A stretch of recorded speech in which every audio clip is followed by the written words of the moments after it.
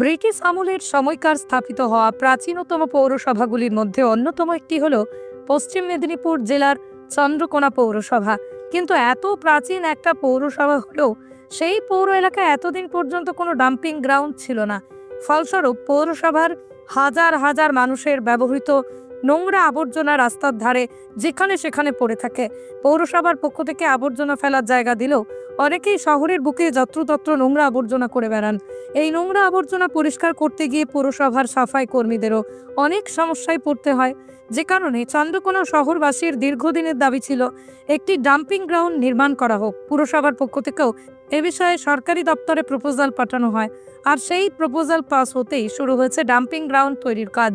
চন্দ্রকোনার ধামকুড়িয়া এলাকায় প্রায় 3 একর জায়গার উপর তৈরি হচ্ছে এই ডাম্পিং গ্রাউন্ড।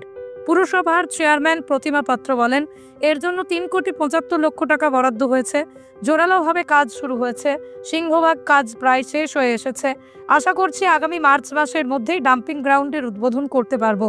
এই ডাম্পিং গ্রাউন্ডের ফলে চন্দ্রকোনা পৌরসভা আরো স্বচ্ছ ও উন্নত হবে। চন্দ্রকোনা পৌরসভা দীর্ঘদিনের একটা সমস্যার সমাধান হতে চলেছে।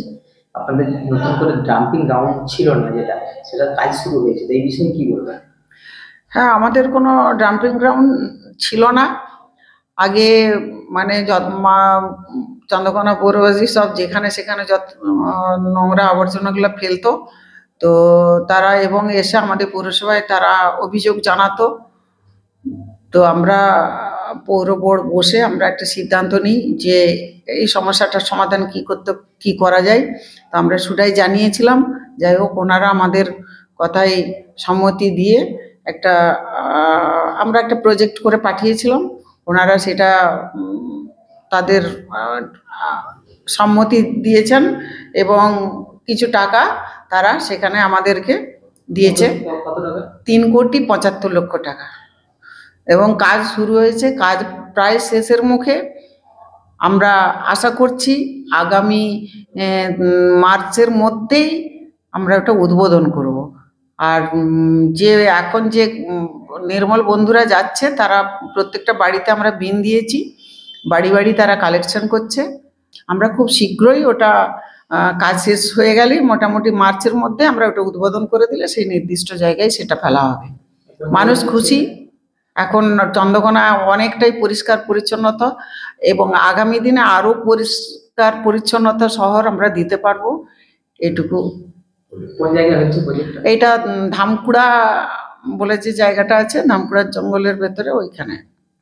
পুরসভার বুকে ডাম্পিং গ্রাউন্ডের কাজ শুরু হওয়ায় শহরের মানুষজন অনেক খুশি। যে ডাম্পিং গ্রাউন্ড এটা হচ্ছে নতুন করে, কি বলবেন? অবশ্যই শুভ উদ্যোগ। চন্দ্রকোনা শহরবাসী হিসেবে আমারও একটা ভালো লাগছে যে এখানে ডাম্পিং গ্রাউন্ড হবে এবং প্রত্যেকটা ওয়ার্ড থেকে নোংরা কালেকশন করলে ডাম্পিং গ্রাউন্ডেই ফেলবে। এটাই তো ভালো উদ্যোগ। চারদিকে নোংরা যত নোংরা পড়ে থাকবে না, এটাই তো ঠিক।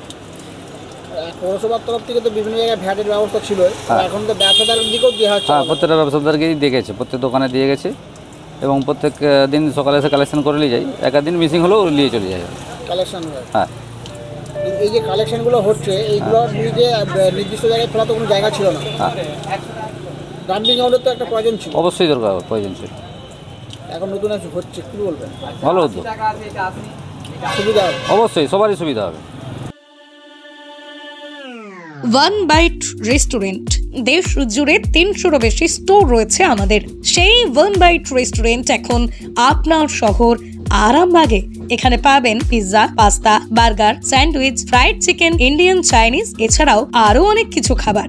আমাদের স্টোরের বিশেষ আকর্ষণ, সকাল 11টা থেকে বিকেল 4টের মধ্যে টোটাল বিলের উপর থাকছে 10% ছাড়। এছাড়াও জন্মদিন, পার্টি সেলিব্রেশনের জন্য বিশেষ অফার রয়েছে ওয়ান বাইট রেস্টুরেন্টে। আমাদের ঠিকানা আরামবাগ গৌরাটি মোড়, HP পেট্রোল পাম্পের ঠিক বিপরীতে। যোগাযোগ নাম্বার 8293438968।